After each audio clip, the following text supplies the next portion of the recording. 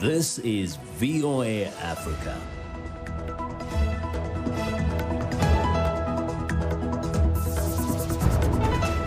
Hello, I'm Esther Githui-Ewart. It's Tuesday, April 14th, and this is Africa 54. Due to the global outbreak of COVID-19, Voice of America is taking every necessary precaution to safeguard its employees. So our broadcast will look a little different today and in the near future as we, out of an abundance of caution, reduce our staffing at our VOA headquarters here in Washington. We're working to help keep you informed about what's going on, and we appreciate your staying with us on Africa 54. The United States continues to lead the world in the total number of confirmed coronavirus cases with 600,000 infections. New York State is the hardest hit area with 195,000 cases. 106,000 infections are in New York City. But Governor Andrew Cuomo says the worst is over, but only if New York State residents stay vigilant with their social distancing practices. India, France, and Nigeria are among several countries whose leaders are extending lockdowns aimed at stopping the spread of COVID-19 as the number of confirmed cases worldwide tops 2 million. Nigeria is also adding 2 more weeks to lockdown orders in 3 states, Lagos, Abuja, and Ogun. The global pandemic is battering world economies, leading many governments to enact massive rescue packages. UN Secretary General Antonio Guterres is among those pushing for help for poorer nations that need to focus limited resources on health responses. The International Monetary Fund on Monday approved $500 million to help 25 countries by canceling 6 months of the debt payments. Some of those nations include the Democratic Republic of Congo, Mali, and Sierra Leone. The IMF has also approved $1 billion in emergency support for Ghana and $442 million for Senegal to help both nations respond to COVID-19 pandemic. In East Africa, Sudan is imposing a lockdown on Khartoum for 3 weeks after 10 more cases of the coronavirus were reported on Monday, according to the nation's information minister.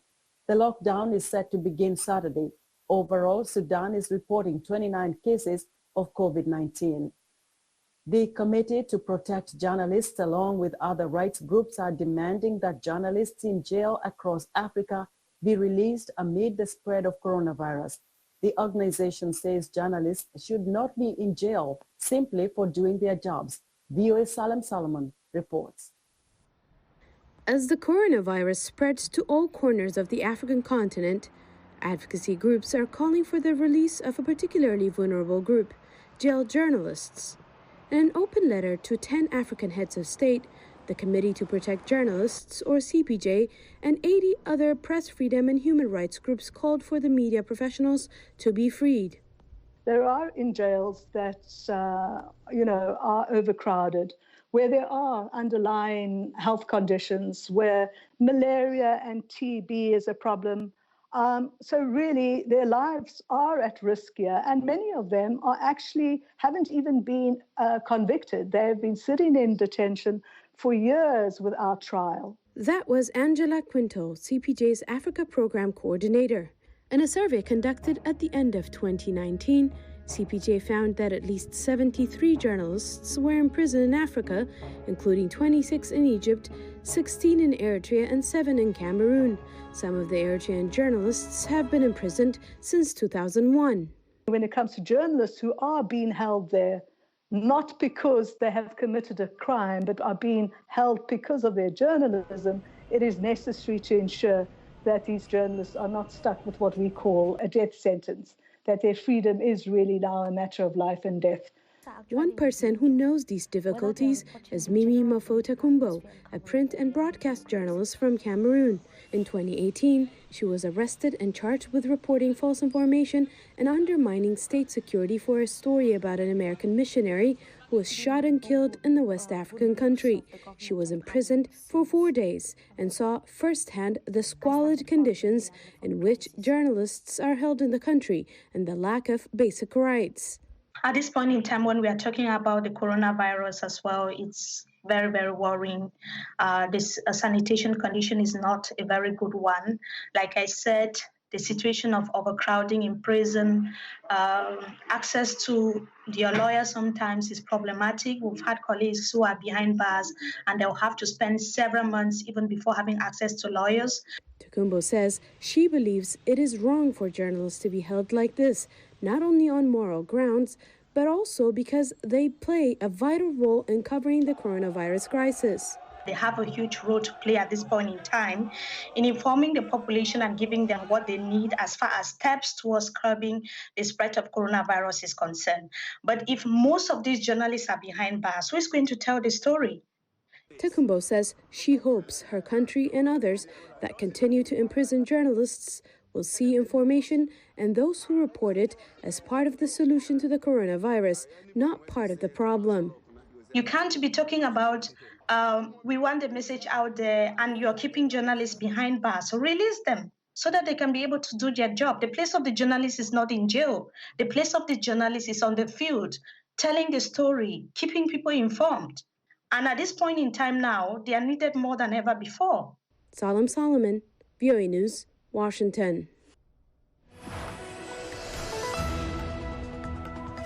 It's time for a health update, and joining us now is Africa 54 health correspondent Lino Mudu with a deeper look into information about COVID-19. Hello, Lino.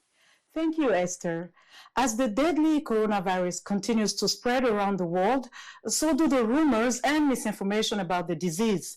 One such rumor alleges that COVID-19 can be killed by Africa's warmer weather.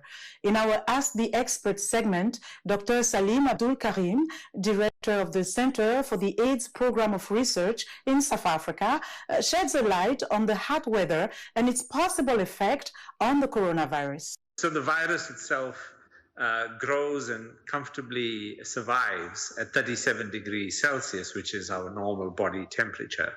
So in most warm settings, the virus should not have any difficulty in surviving. There's a bigger issue as to whether it can survive cold temperatures. And there, studies have shown that even as low as 5 degrees Celsius, that the virus does survive. So the rumors that went around that, we should just wait for our summer and that will take care of this problem, I'm sad to say, is simply not true. Debate continues to rage on the use of anti-malaria drugs, chloroquine and hydroxychloroquine, in the treatment of COVID-19. A few small studies have shown a possible benefit of the drugs, but some experts say more research is needed. In Africa, some people are rushing to embrace chloroquine, and the drug is flying off the shelves of pharmacies and selling fast in markets. Dr. Mamadou Mansour Diouf, an emergency medicine expert in Bordeaux, France, elaborates on the use of chloroquine for the possible prevention and treatment of the COVID-19 coronavirus. We need to fight against self-medication because it risks bringing a bigger problem. Recently, we have seen people, even in France, who have died from using chloroquine. What is important to know is that chloroquine is a medication that is highly toxic for the heart. It can lead to cardiac arrest and even death. In addition, not everyone should be taking it. When it is used in clinical trials, we have to assess the patient's heart health, conduct tests such as an electrocardiogram and a heart sonogram that tells us who should and should not use it. Because there are poor people with cardiac problems who should not take it. If people are allowed to self-medicate, it's an open door for all sorts of issues that can become extremely serious. Secondly, chloroquine should not be used as a preventative against the coronavirus. It has not been proven and is not recommended. It's important that people know that. There's no sense in taking it to avoid getting the virus. Another important thing is that people are rushing to buy chloroquine, but the medication that is actually used is hydroxychloroquine. It's not exactly the same thing. Hydroxychloroquine is chloroquine that has had a little modification to its molecules to lessen its toxicity and allow it to be taken over a longer period of time. Because if you take chloroquine over a long time, that increases the risk of toxicity. The only people who can receive chloroquine for the coronavirus are people who are being treated in a hospital setting, and it is the doctor who will prescribe it when needed and monitor the patient continuously, check the heart, check the amount of hydroxychloroquine in the blood, and conduct other tests. This is not a simple medication. And that's our health report for today. To stay in touch, find me on Twitter @LenorMoudou. Esther? Thanks, Lino, for that health report. Human Rights Campaign, the largest LGBTQ advocacy group and political lobbying organization in the United States, recently published the results of their research that showed the LGBTQ community is being hit quite hard by the coronavirus. Maxime Moskalkov has the story. COVID-19 will strike the LGBTQ community more than other groups, according to research by Human Rights Campaign in Washington, D.C. The organization's president, Alphonse David, says LGBTQ members are at higher risk of getting infected. We're seeing that 17% of LGBTQ people lack access to health care. 1 in 5 have not seen a doctor because they cannot afford to go to a doctor. Many don't have paid family leave. Many are living with chronic illnesses and conditions. Many, of course, have HIV. So if you have a weakened immune system, you're more likely to be susceptible to COVID-19. Add to that, 40% of all homeless people in America who are under 21 identify as LGBTQ, despite what David says is a myth that many are middle class or even wealthier. The reality is 1 out of 5 LGBTQ people currently live in poverty. And the COVID-19 crisis, as you may know, affects so many different industries, but is going to disproportionately impact the LGBTQ community. Washington, D.C. resident Slava Revin recently lost his job due to the coronavirus impact. On Monday, March 16th, we received the order from the D.C. mayor that all restaurants must only serve food for takeout and delivery. So we were all left without jobs. I'm applying for unemployment now. April 1st is approaching. Rent is due. Fortunately, the management of our building said they're not going to charge us late fees. Igor Basilevsky and his spouse, Andrei, worked as baristas in 2 different Washington coffee shops. They both lost their jobs. We just moved to a new place, so we spent almost all of our savings on moving. We didn't expect that we would both lose our jobs. We're okay now, but soon we'll need to pay our bills and buy food.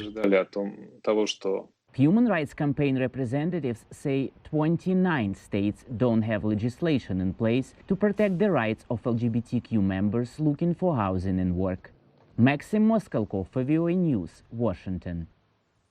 Like tens of millions of South Africans, VOA's Southern Africa correspondent Anita Powell is stuck at home during the nation's lockdown. While her suburban street is deserted and quiet, her family is trying to bring some life to the streets from a safe distance with spontaneous musical performances. My street has never been this quiet. South Africa's 21-day lockdown, one of the strictest in the world, with even a ban on dog walking, has transformed my normally lively neighborhood. I decided to change that. In Italy, quarantine neighbors have lifted each other's spirits by singing to each other from their balconies.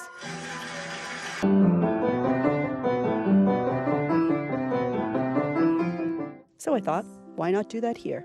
For a few months, I've been learning to play the piano. It helps me de-stress and lets me pretend I'm a rock star. This is Dolly. Dolly has given me hours and hours and hours of joy since I got her a few months ago. And so I figured in these difficult times, why not share some of that joy with my neighbors? Please move. Not that I get the chance to practice as much as I'd like, which is why I apologize for what comes next. On the first day of South Africa's lockdown, my family decided to serenade our neighbors. The whole family got into the act. I thought our headliner was pretty cool.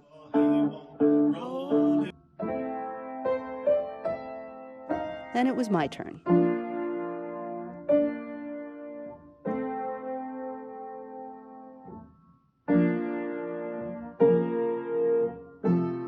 Okay, so I'm a ways from being Sir Elton John. But even he started somewhere. And the joy of music is sharing it, something that these long hours indoors are giving me the chance to do. And who knows where this might lead. Maybe, if this lockdown continues, we'll have a new talent to reveal to the world. Stay tuned. Anita Powell, VOA News, Johannesburg. We're excited to hear what you think about Africa 54 and the stories we cover. Join the discussion on Facebook. The address is Africa 54. We're also streaming our broadcast live on Facebook. Please watch and share our show with your friends. Also check out our headlines 24/7 on voaafrica.com. Still to come, once a preserve of corporate meetings, video conferencing now keeps people connected while in isolation due to COVID-19. We'll be right back after this short break.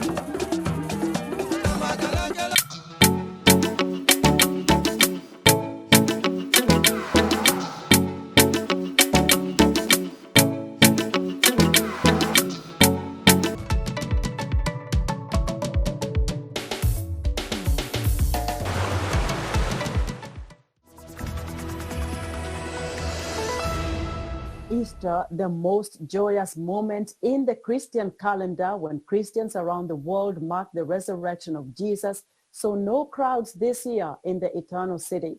Addressing a world severely tested by COVID-19, Pope Francis said in his Easter message that at this time of a global pandemic, it's no time for indifference or division. Sabina Castelfranco reports from Rome. With St. Peter's Square empty, Pope Francis delivered his Urbi et Orbi message from the gates of the confession to the city and to the world. His words this year resounded more strongly than ever as he addressed a world he said is now oppressed by a pandemic, severely testing our whole human family. Today, my thoughts turn in the first place to the many who have been directly affected by the new coronavirus. The sick, those who have died, and family members who mourn the loss of their loved ones, to whom, in some cases, they were unable even to bid a final farewell. The pontiff praised the doctors and nurses who work to exhaustion and at risk of their own health, and he declared this year's Easter of solitude should be a contagion of hope. This is not a time for indifference, because the whole world is suffering and needs to be united in facing the pandemic. All the Pope's services during Holy Week were held inside an empty St. Peter's Basilica, with the exception of the Way of the Cross on Good Friday, which took place in a deserted St. Peter's Square. 10 people from Italy's prison system and the Vatican's health services carried a cross. It was a far cry from the traditional Way of the Cross candlelit procession attended by tens of thousands at Rome's ancient Colosseum every year. Romans and the faithful worldwide will not forget this Holy Week easily. The city has no traffic, empty piazzas, and no tourists, a surreal scene no one could ever have imagined. Time seems to have come to a standstill at famous Rome landmarks like the Trevi Fountain and the Colosseum, normally bustling with people. In St. Peter's Square, only police officers with protective masks are visible, making sure no one breaks the new rules. Sabina Castelfranco for VOA News, Rome. There's a chronic shortage of personal protection equipment for medical professionals across the United States, including respirator masks that help protect them from the coronavirus. But authorities are now recommending all Americans use face covers to help contain the spread of COVID-19. Now citizens are taking it upon themselves to make homemade face masks, one person at a time. VOA's Julie Tabo has more. The growing shortage of personal protection equipment in the U.S. is inspiring many Americans across the country to dust off their sewing machines and make their own. This California couple used to work behind the scenes on some of the biggest TV shows in Hollywood. But today, they have a new job.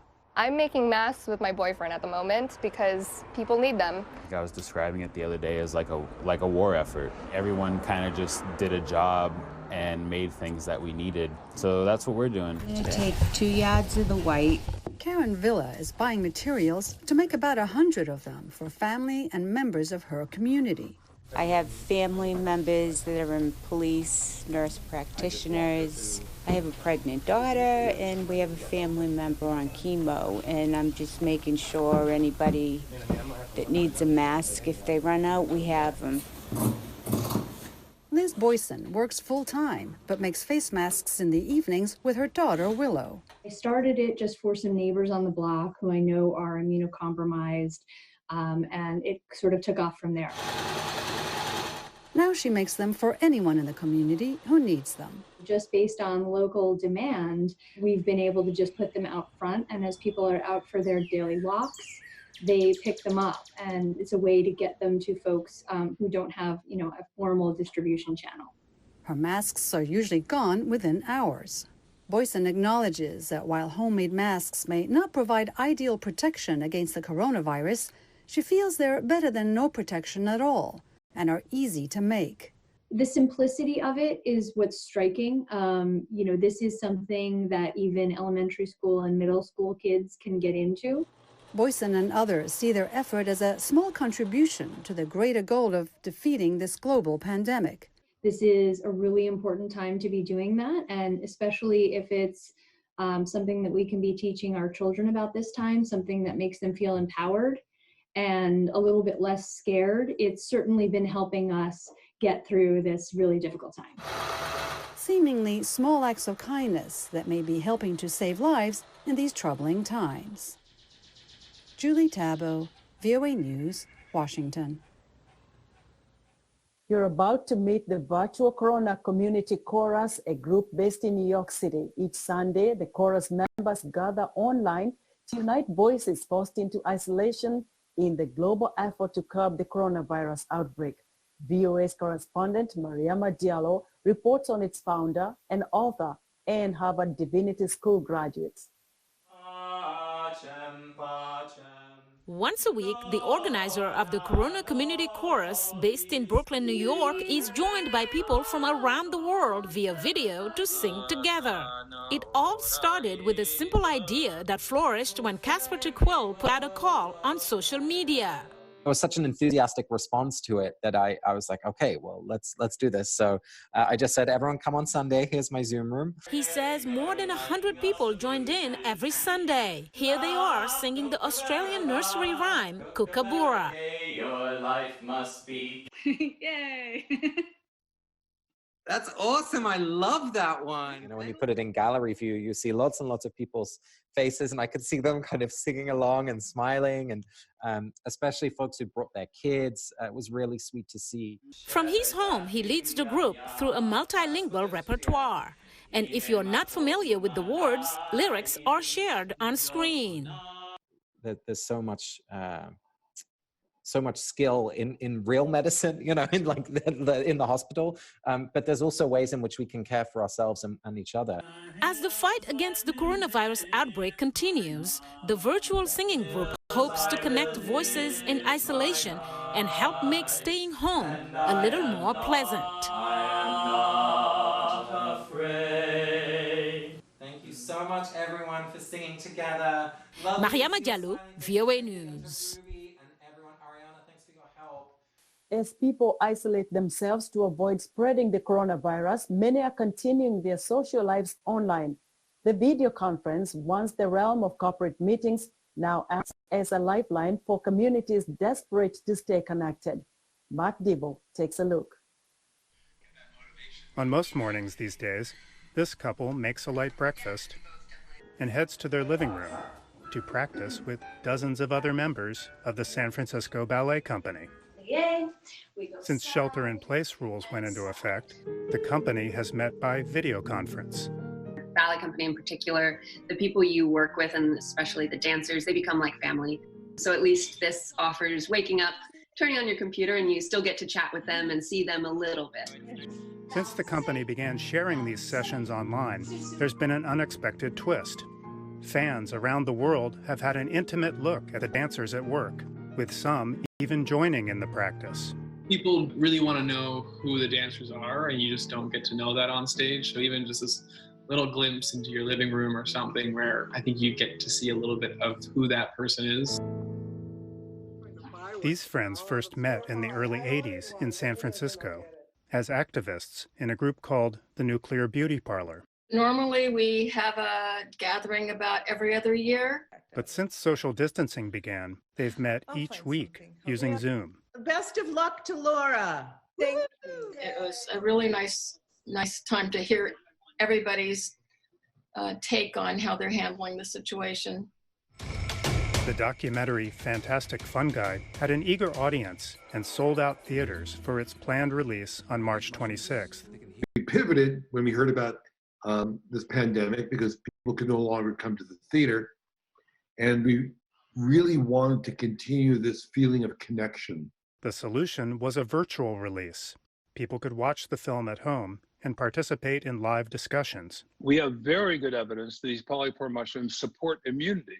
It was amazing. Probably got 20,000 attendees and participation from 101 countries. What can mushrooms teach us at a time like this?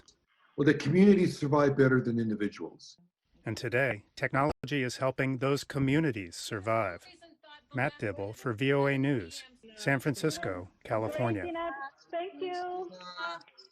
And that's our show for today. Be sure to watch Africa 54 on our website at voaafrica.com. From all of us here in Washington, thanks for watching.